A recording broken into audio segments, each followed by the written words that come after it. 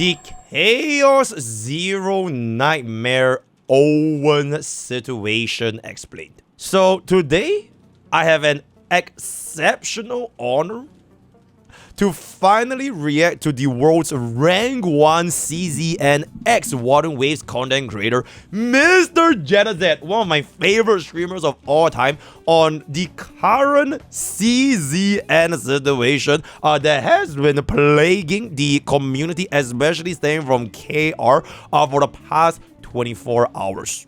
For a little bit of a TLDR, so a little bit of context before we jump right in, you can see this right here. Not exactly just this picture, but to summarize everything, CZN is undergoing a massive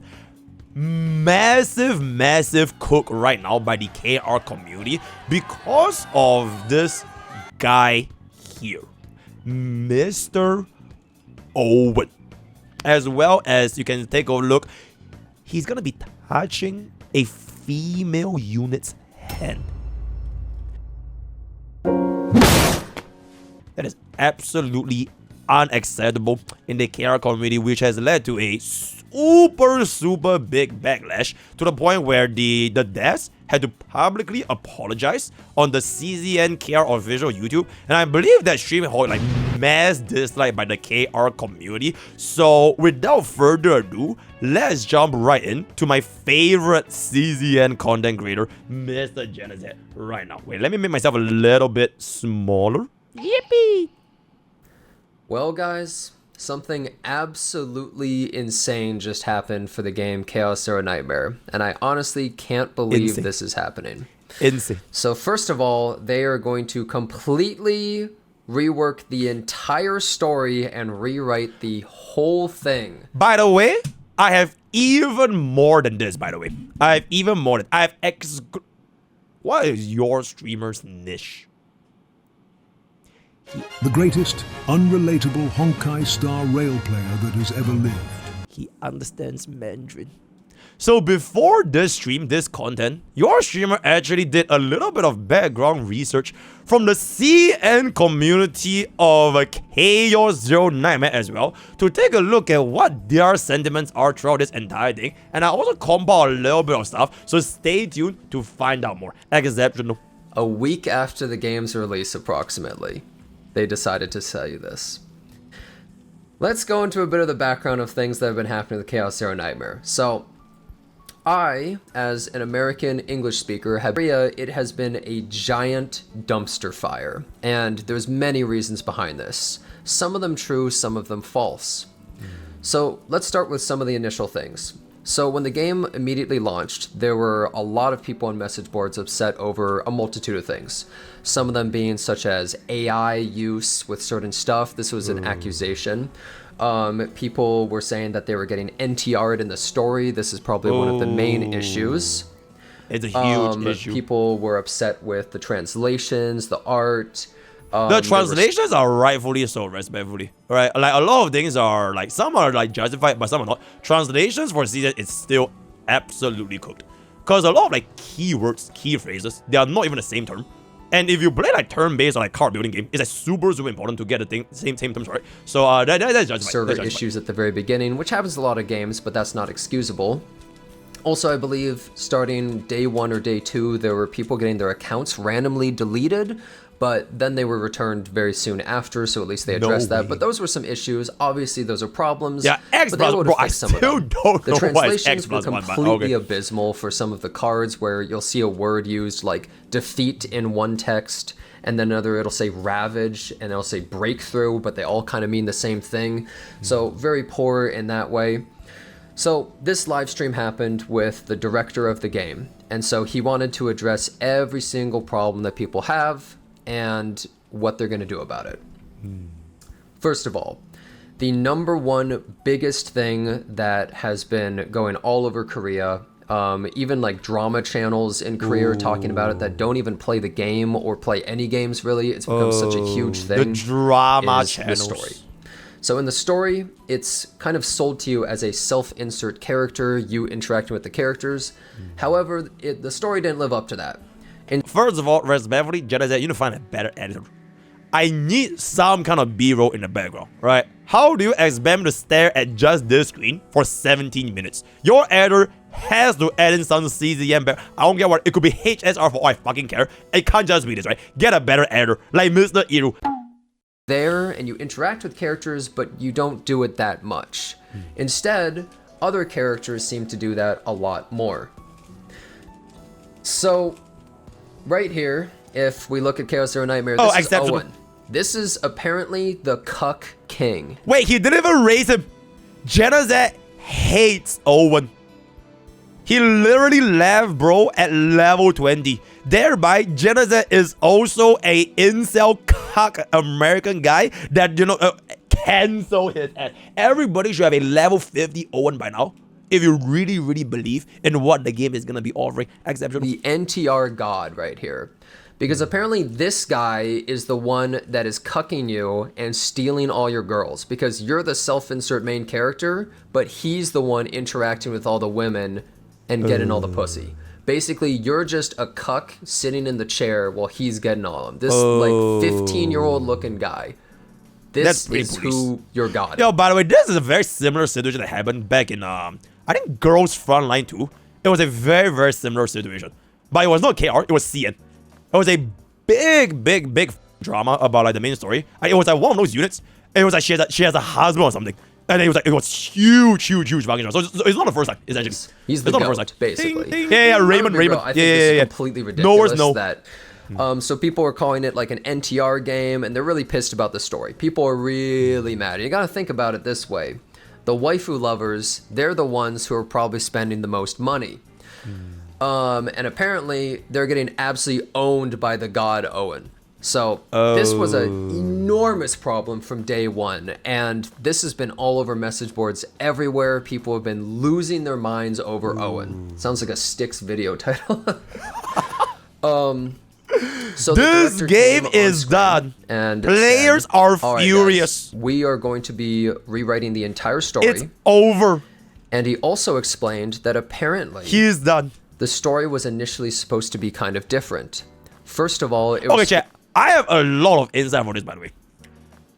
During my off-stream times, I played through all the story, as well as the side story, which is the event trauma. If you pay attention to the story, right, the writing is visibly super different. For any of you guys that play CZN, if you compare the story from so for example, the Renoa event trauma, there is this side quest for Renoa. The writing is like visibly way darker. Like way darker compared to the MSQ. I'll give you guys a couple of screenshots. I did my due diligence. I got a couple of screenshots.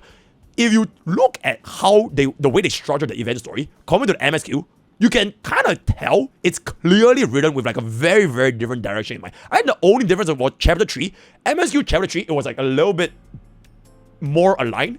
But for 1, 2, 4, 5, it is like way more chill. Supposed to be more of a endless loop, sort of like, I mean, maybe something like ReZero, where you're looping trying to get the good ending in a way. That's the initial premise of the story, and they changed it. Also, the initial story writer left, whether it was due to maybe possibly some politics or some other reasons.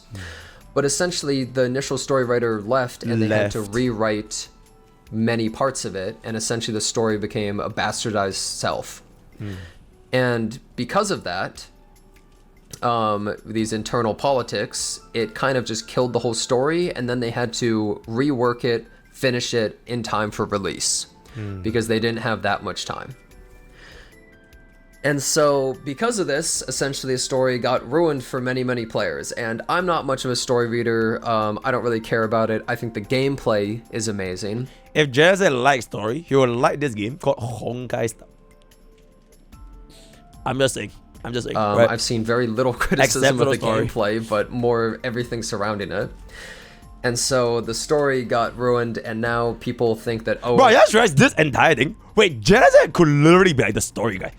Like, I think his biggest hits on YouTube, both are tied to stories. Because this is a exceptional video, by the way. This is a really good video. Get a thumbs up. The other time Genesis got like this much traffic was because of the 7 out of 10.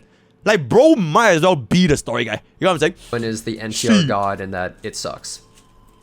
So, huge issue, and that's what he addressed. They said that they're going to be rewriting the story, and it should be completely finished by early next year, I believe they said. I don't know if they're going to start doing little pieces at a time and releasing them, or if they're just going to wait for all of it to be done at once. But one really big concern about this for me is, I mean, I don't really care about the entire story thing. It feels like a lot of development time is going to be used on that. That kind of sucks. I hope they just are able to like hire extra people to work on that while they work on everything else, but that sounds like a lot of time and money spent on something that I personally don't care about, but obviously is a really big issue in Korea, and theoretically Korea would be one of the main audiences. Okay, wait, boss. A little bit more insight, because we also have access to the document. If you want to take a look at the summary, it's all here. I noticed because I was like looking through Bilibili, as well as I see what like the CN forums thinking about this whole story thing. It is less so about the story. It is more so about how the director, he inserted into a lot of like intervention regarding how the story was right. So, for example, right, I think the best way I can think about it is like if you work in Korba jobs, right? If you work in like any normal like an agile job, like those white collar, you know what's micromanagement? If you're higher management, if your boss, if you're superior, they micromanage you for your tasks, and you were given this, like if you were given this plan, right? Okay, your boss wants you to do this, so you do this. But every step along the way, the boss is like micromanaging how he wants this task to be done, which would restrict a lot of like your actual output, because every other time you want to give like a update or like do any progress, the boss will come in like, no, do this instead. So I think this happened like multiple times, and even during the KR livestream, the Agile dev acknowledged that he did in fact do that. Like I think he self-inserted and changed a lot of direction of where the original story was, which is why a lot of writers for the original MSQ, they had enough and they just left. So that was a particular thing that was going on with the story. What's really funny about this entire controversy as well is their previous game, Epic 7, also was mired in controversy at launch. In fact, it was so hated by people that they had to have the like CEO or the top people basically all show up, bow and apologize, and say how they're changing the game. So as far as I'm concerned, this is basically just par for the course. This is going to happen with every single game they release. Which is unfortunate because I think they make good games, they just seem to have a lot of problems around launch. So the next thing that he addressed as well, no AI is being used. There's been many accusations of it. People have said, well, why does this character art look like this, but then this other picture of them looks like this? They have different artists working on these different parts, and so I think that it's very plausible that they just have differences in there.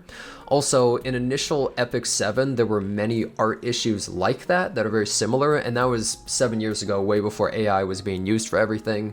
So I kind of believe that. They also, I believe, admitted like a while back that they only at all used AI whatsoever for an initial design concept, basically to visualize certain things of like, okay, well, what if we make the character like this, like maybe change his outfit slightly, like how does that look, just to visualize it. But then they would have an artist essentially create the character themselves. So it was more just as like a conceptualization of characters. So they addressed the AI thing, and that's where he said absolutely no AI is being used for this, which, I mean, you can believe it or not believe it, it's up to you. But I think it's very plausible. I think he would have just apologized and said, what up? Yeah, we used it and we are sorry and we're going to change it if he had. At least that's what I think. Also said that really wants to fix the translation issues. There are many, many problems with it. I mean, everyone who plays the game knows there's a million translation issues, and we all bear with it. The thing is, like, the funny part about Chaos Zero Nightmare is it has so many problems, and yet so many people are playing it and grinding the game non-stop because it's just so damn fun. So it's kind of funny that you essentially have a diamond surrounded in crap where there's so many problems, but the game itself is so good that you just don't even care. You're just like, plus you know, one I don't even know what half these sponsor. cards do, but whatever. Plus it's so one fun. sponsor, and that is whatever. Speaking of which, he addressed the pull system, saying that it was supposed to be 30% more generous by their calculations than other 50-50 systems, supposedly. Allegedly. And I don't know if that's true They or not. specifically use Genshin Impact, if I'm not wrong. Like, I think Season has... I think the way they said it was it in the summary? Yep. The cost to acquire a character is approximately 30% cheaper than the game like Genshin Impact. So you know damn well Genshin Impact is the best garbage game in the whole world because everybody talks about Genshin Impact. Hail Genshin, hail Genshin. I haven't really done the math, but a big thing in Korea was they do not like the 50-50 system. And if you don't know what the 50-50 system is, it's what games like Genshin and Wuthering Waves use, where you hit a pity or you get a 5-star character and there's a 50% chance it's the character you want, or a 50% chance it's a random character from the standard pool. And so because Chaos Zero Nightmare has that system, which I would say it's a system that is kind of falling off, people are starting to become more and more tired of it as they realize that there's way better pity systems out there. It was a big controversy that people were upset about. But since the game was so close to launch by the time it had shown off and everyone gave their feedback on it, they probably didn't have enough time to change it, but it's kind of a huge issue. So they said, we're going to be giving out more free pulls every single week. It's crazy, by the way. It's 50 limited pulls. I think today they just gave the first 10. So for 5 weeks, it's 50 limited pulls. 10 pulls per week.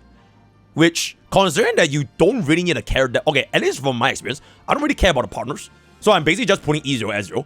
And I'm just not going to be putting for dupes. I think that's like a really, really good amount. So like, even though 50-50 is bad, it kind of just depends on the game economy. If you're getting enough pulls to secure the units you want, it's okay. Like my free-to-play account, chat. Wait, hold up. My free-to-play account, right here, which is my free-to-play account, we have a pretty sizable amount of 5 stars. Like, even though we lost our 50-50 for Haru, we got ourselves a Renova, and we got a couple of... It is a very, very good amount. I think we have done almost 170-ish on a standard battle, and then 1 full pity for Haru, plus 40 of the beginner. So far, the units themselves, like, the scarcity of the units is not a problem here, at least to me, right? I do have a problem with another thing, but we'll talk about it in a little bit later portion. Will that fix the problem? I'm not sure. Yeah, I'm a because void people guy. just don't like Tree the void system in is general, crazy. but still. E1 Rin, by the way. I have E1 Rin. Another thing they said is they're going to be somehow reworking the affection system in some way It's S. by It's the next so patch, S, I bro. believe. It's so S. The current affection I think system. it goes up to like, what, 20? Or like, was it 30? It goes up so high, and then sometimes they don't show up for your companion event, and you have to share your companion event when you go out for the dates. The same thing as your trauma system, where you have to cure them from depression, and that consumes one of your past. Doesn't make sense. It legitimately, and on top of that, the beginner missions to progress through the initial, like the 9 missions, and you clear, is a lot behind your affinity levels. It's like, oh my god, it's so bad. System basically just doesn't I really think they're make giving any free sense kicks 'cause every it day, which feels is really good, but this impossible whole to system level just it. need a better rework. Comically, I saw someone in my chat say, but if they rework it, what if someone already has affection at max? It does not matter if you are Bill Gates, you would still not have that thing maxed out by now. Not Oh my god, Sarah of the Lake. Endeavor this. even Jeff Bezos would be able to max out a single character's affection by now. It's so insane. So I think everyone's down for a bit of a change or rework on that because it's absolutely crazy how slow it is. They've been giving out a bunch of free affection things in the mailbox to offset this, which has been great, but obviously it needs some reworks. Now, let me talk about another thing, and this is a very big thing in Korea, and this is sort of the root cause of a lot of the problems with the story biggest as well. issue. And I'm no expert on this, so take what I say with a grain of salt. But basically, there's a bit of a gender war going on in Korea. Oh. And I'm just some random American guy, but I hear lots of bits and pieces of it, especially seeing stuff on the internet. Ooh, And this has gender gotten war. into drama in many Korean games, actually. It's not just this one. It's a very big thing on the internet right now, and Gender essentially there's kind of radical groups on both sides, whether it's radical feminists or radical, I mean, for lack of a better word, I guess, incels in a way. I just want to remind everyone, this is a gacha game. Okay? You're playing a gacha game. Alright, in case before you guys like lose a plot, oh my god, like fem cells, feminists, male, women are trash, you're playing a gacha game, alright? Just do like, keep in touch with reality a little bit, right? You're literally gonna be spending your time and I guess money into a game that will serve zero impact in your real life. Like you could be level 5 billion in CZN, you could cancel the entire company. The moment you go out and touch grass and you meet your friends in real life, they're gonna look at you like, what the fuck are you even saying? So like, yep, just remind you are playing a gacha game, right? I'm not really sure the word to use there, but basically, this is a big part of why the story is such a big deal to players. Is they feel like it's almost trash talking them or talking down to them in a way. There's this whole thing with like a pinch symbol of someone going like this, and it basically means, I don't know, like small dick or something like that. That's like a symbol that gets used online by feminists and stuff. And so the director actually had to come out and say, we have nothing to do with feminist groups or anything. We're just trying to make games. Pretty much had to come out and say that. There's been other games, for instance, such as Limbus Company, where artists actually got fired in relation to this, or characters weren't made sexy enough in bikinis, and so people got fired over it in some of this. There was even a thing that happened maybe less than a year ago, where like there were at least 10 different Korean companies, and some of the big ones, like Nexon, for instance, had people pissed at them, the enemy and Nexus. Artists fired at all these different companies in relation to people would dig up artists' backgrounds and stuff like that to see if they're part of these groups. It's such a huge thing going on in Korea. I don't understand the full context of it, and I don't want to say that I fully know what's going on, but me as an outsider, it feels completely ridiculous. I'm surprised you didn't say as an genuinely American. cannot comprehend it. As someone an who is American. basically the loneliest ass dude Hell ever. nah, I don't brother. know how these people have somehow one-upped me by then getting cucked by Owen and making a big deal out of it. I don't really get it. Like, genuinely, I don't really understand this entire thing. But maybe there's some context that is crazy that I just don't really understand. I mean, I know that there's some crazy groups that are basically saying men and stuff like that in Korea as well. I don't know how big of a thing that is, but yeah, there's a lot of political stuff going on, and it's very big online there. I think it's fine. I don't He speak posted it anyways. Korean, and I don't know all the stuff going on, but that's my take on it, and from what I understand.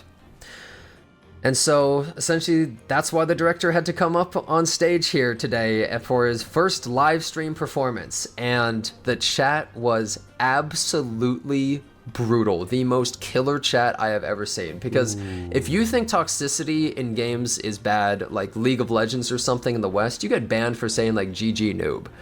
Bro, the Korean chat was tearing him apart. Okay, I just want to say, if you guys watch League Worlds, like the past couple of days, okay, for example, the AL versus T1 game, and then when okay, I'm not gonna spoil the results, but like holy shit, the amount of people hating on T1 is crazy, bro. And a lot of people spamming Gumi ya shit, and then like Hope is like hopeless, and then like T1 wash, T1 might as well call it 3-1, or like, bro, it's like, it's crazy, bro. Like, I cannot imagine like having like this amount of people hating at the same time the moment anything happens.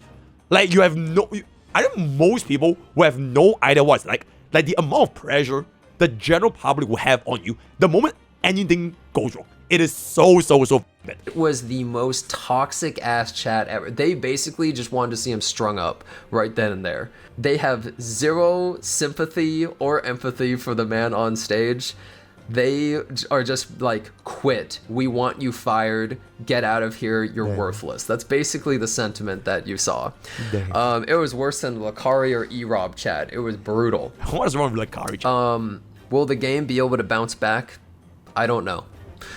I think the game is genuinely incredibly good.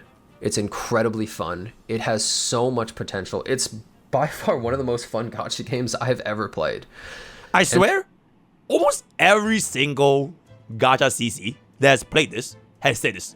Like, CCN is like the most fun gacha game that I played. I've said this. Jonathan has said this. Gacha Smack has said this. I think Sticks has also said this. Like, if any one of you guys actually try the game yourself and see how the comments is, it really feels like such a bro. I glaze the out of CZN on the bro. I glaze CZN on Twitter more than HSR. On HSR, I realize like yeah, we're about 70, but for I really give CZN like so much praise. Like this shit is like really honestly for considering that my main account is mostly related to HSR. This random ass tweet about CZN is like it's really like so good. It shows so much potential. Cause I think the best part about this is you don't really feel that you're playing a gacha game. Cause the gacha aspect of this it's so inconsequential because one of the most important in gacha game is like tier list. Right? People always chase meta, right? Tier 0, tier 3, tier 5, especially in the gacha game. But CZN is one of those games where at least the gameplay loop, it really feels that there are no inherent differences between each 5-star. Because as long as you get the right cards, anybody's viable. Minus maybe there's one. Okay, I'm gonna talk about like my grievances about this game towards the end, but like their memory of chaos is a little bit cooked, especially with the cycle cooldown. But the majority of the gameplay loop, especially chaos and the zero system, it is so well made, and I have not seen anything like this in like a very long time. Like the gameplay is so smooth. There are a couple of bugs here and there. The animations, the combat, the structure of how the game works. It's such a fresh thing that I've not seen in such a long time. Last time I felt something about this was probably Uma Musume, but unfortunately Uma Musume is a little bit time consuming, which I think personally is one of the issues that CZN has, but we're gonna dig into it a little bit more, right? Okay. And so it's such a shame to see it mired in so much controversy, especially when it's so much controversy that I don't even really personally care about or have any stake in. That's the most absurd part. I mean, I'd love to see this game only improved in every way possible, and that includes story, but I'm not really sure that this is the way that it should have gone. Will they try to focus on the Korean audience and pleasing them? Maybe. Epic 7 actually was able to win back a lot of the Korean audience for a long time. Or are they just going to try and win over a more Western audience? I don't know, because the game doesn't seem to be doing incredible in Japan as far as I know. And obviously Korea's pissed and people are saying just refund now. I believe the game has a 2.2 on Google Play right now with rough. many. Even CN is a low. Okay, CN is kind of fed up. Because I've seen through Bilibili, but they're not so much fed up about the main story. They have a lot of other things that they're fed up about, which are more in line with the actual gameplay, less so with the MSQ. I'll let you guys know a little bit, but it mainly has to do with the economy of this game doesn't hold up in like 3 main ways. Yes, in a little bit. 1-star reviews. Just getting absolutely review bombed. You know what's funny though, is somehow, even after all this game has apparently made more money than Stella Sora. So that is a little bit comical, at least we got that going for us. Anyways, that's pretty much the gist of everything that happened with this live stream, and it's really a shame to see because this game has a lot of problems.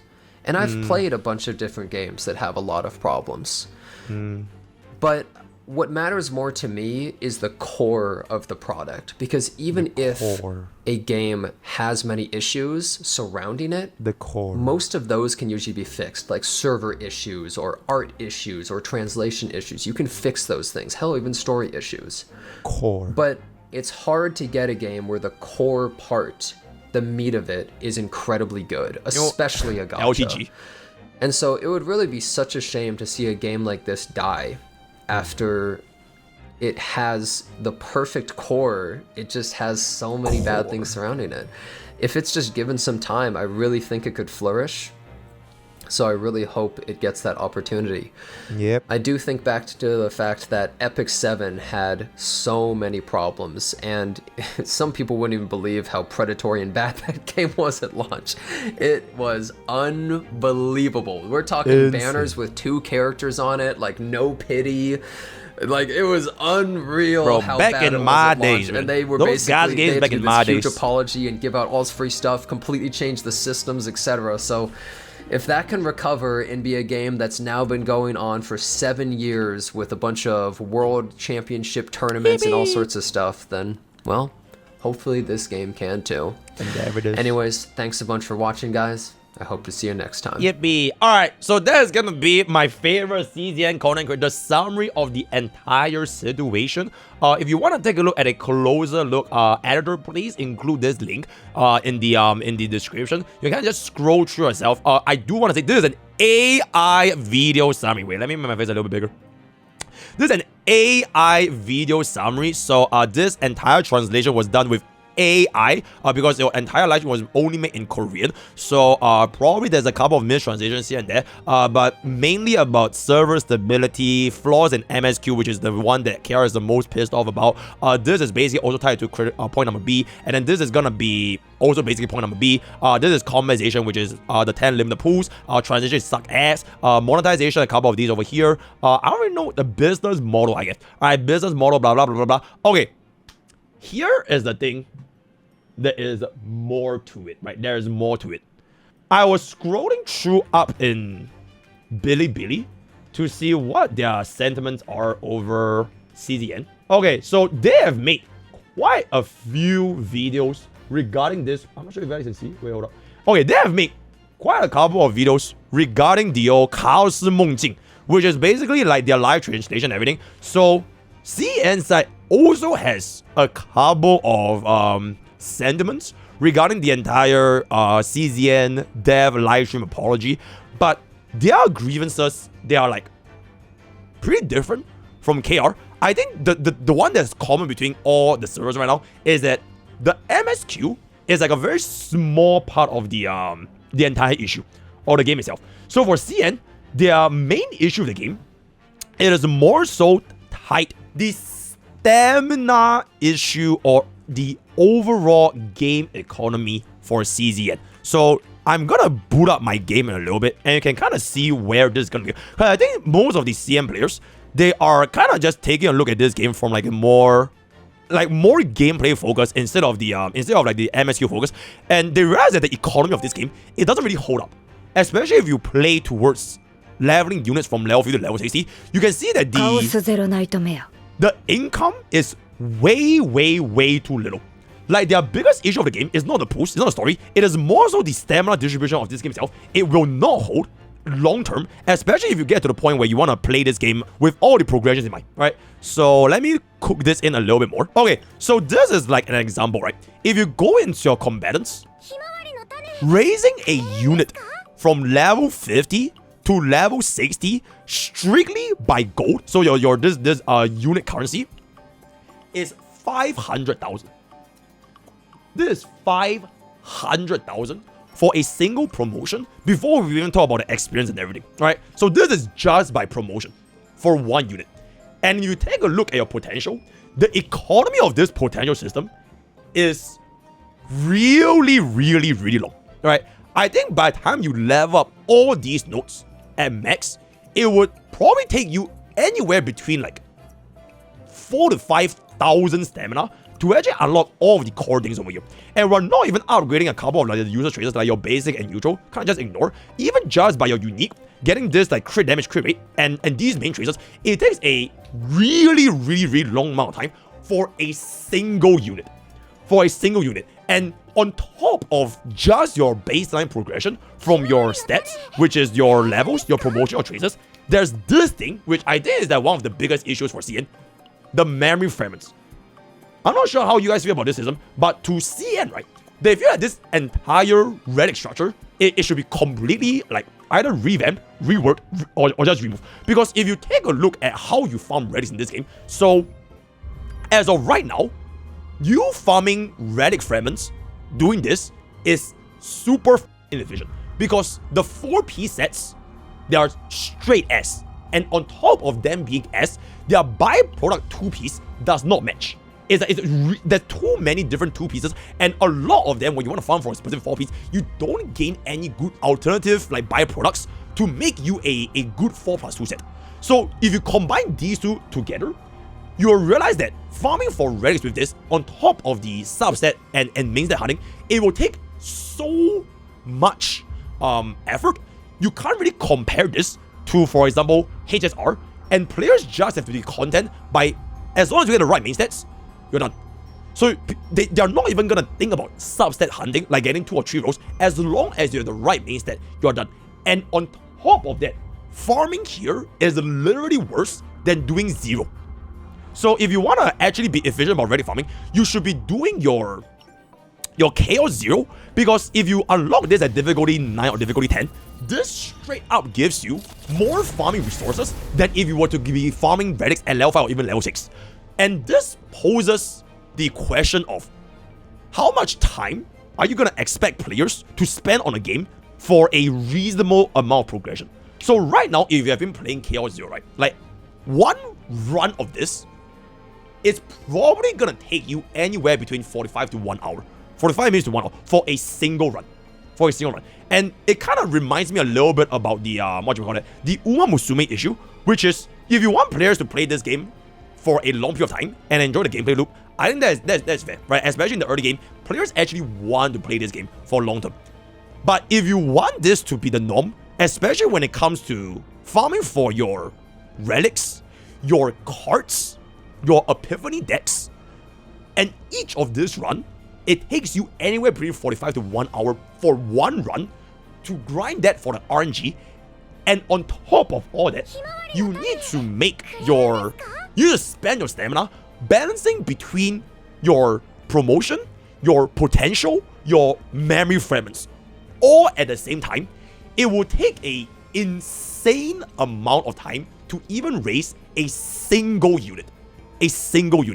So right now, CN's main concern is that in the grand scheme of things, long term, this is not going to be anywhere remotely near sustainable, because from the way that we're looking at the banners, I think they are releasing the new unit next week. So if this keeps up, you are inevitably going to lead to a situation where you're kind of forced to chase the eventual meta, right? Like right now, you don't really care about the meta in CZN because it is pretty for fun. But this sort of brings me to the next point, which is the end game content for CZN. So Chaos over here is whatever. It's kind of like playing your Divergent universe. You want to play for fun as you. It is really just there for you to enjoy the gameplay. But this is the actual end game, which is going into your simulation and the basin of hyperspace. This is where you would talk about the loop, the meta chasing, the tier list of whether or not each unit is going to be able to perform better than others. And the way that they structured this is literally the same as HSR's turn-based mechanics to force them to get a 3-star. So fundamentally speaking, there's a huge mismatch with this, because CZN is already a game that encourages diversity in terms of your builds, right? You want to run a counter build, you want to run like a combo build, whatever. It's like, in any of these decks with your different DPS and cards, it could work in the Chaos 0 itself, right? The actual DU doesn't matter. But the moment you come back into the actual endgame content, which is going to be refreshed in 9 days, we are going to be getting it is excessive, right? Your endgame currency, your pools, it is all going to be like Chaos and DU. Eventually, when you play enough, you're not going to play like as much anymore, except for actually grinding out your progression. So this is like the actual endgame where players need to focus about. And because this system, it forces players to play within the exact same restrictions for HSR, it wouldn't hold up, because half of the teams that you're going to be encouraging for is not even going to work. Like, imagine playing a counter team, right? You want to play a counter team. Except every time you play a counter team, you are going to just automatically lose all the turns because you're waiting for the enemies to act. And this turn thing is so strict because unlike HSR, they will automatically deduct one cycle the moment you go into the next wave. So you're already minimum losing 2 turns simply from playing. And if it's multi-stage, multi-wave, it is like on top of that even more. But because CZN, you are actively promoting beyond just like clearing as fast as possible, you're already trying to teach players that all these playstyles are viable within Chaos 0. But the more you come back into the actual endgame, so once players are done the honeymoon, right? Once you have finished up farming your 0, you clear all of the, like for example, if you go into your 0 clears, you finish all of the one-time clear, where you have maxed out your achievements, your upgrades, you are gonna get to a point where the only one to care about is actually grinding the meta. Same thing as HSR, right? Once you finish everything, the only thing left to kind of grind for is to chase meta and to clear the actual endgame as much as possible to get as many stars.